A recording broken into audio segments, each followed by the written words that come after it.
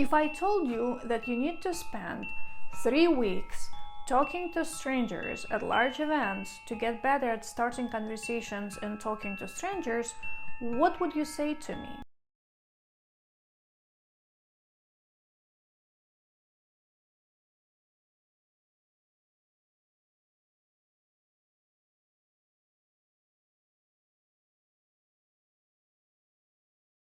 If you think about it, we typically don't dwell on something that comes naturally to us. We typically dwell on all of the things that don't, on our perceived weaknesses. I'm not good at public speaking. I'm horrible at making small talk. I'm always late. I'm not assertive. I'm afraid of difficult conversations. In other words, we traditionally spend much more time fixating on our weaknesses, trying to fix them.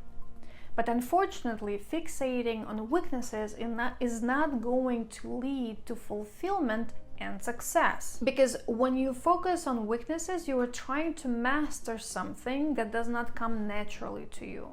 And it's virtually impossible to achieve mastery in something that's not bringing you joy to begin with. Just the other day, I had a conversation with a client about an outdated approach. Many organizations still encourage employees to focus on improving their weaknesses. Employees are often asked to learn new skills to cover a so-called performance gap. But this approach can backfire.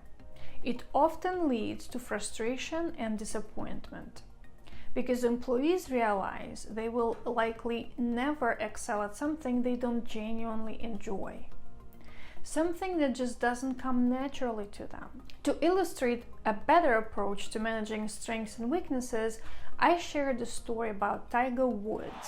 When Tiger Woods would practice for championship, his coach would dedicate 80% of practice time to refining the swing that Tiger is naturally exceptional at, helping him leverage his strengths to achieve peak performance.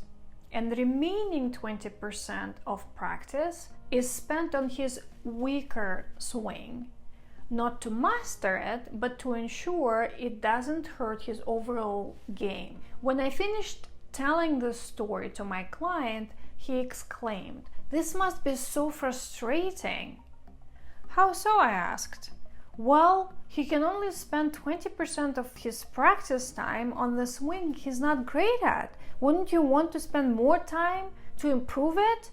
That's what they do in sports." As he was saying this, I glanced at his talent profile, and I noticed that while he excels at building strong relationships, it's not in his nature to easily strike up conversations with strangers. So I asked him, if I told you that you need to spend 3 weeks talking to strangers at large events to get better at starting conversations and talking to strangers, what would you say to me? "No way!" His reaction was instant.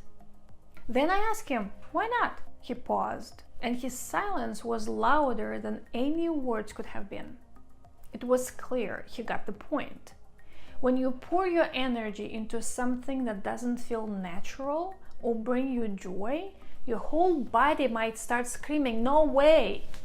So why do we keep torturing ourselves? This brief interaction highlights another issue that's been popular in recent years, and one that I think is tripping people up in their search for fulfillment and success. It's the 10,000 hour rule.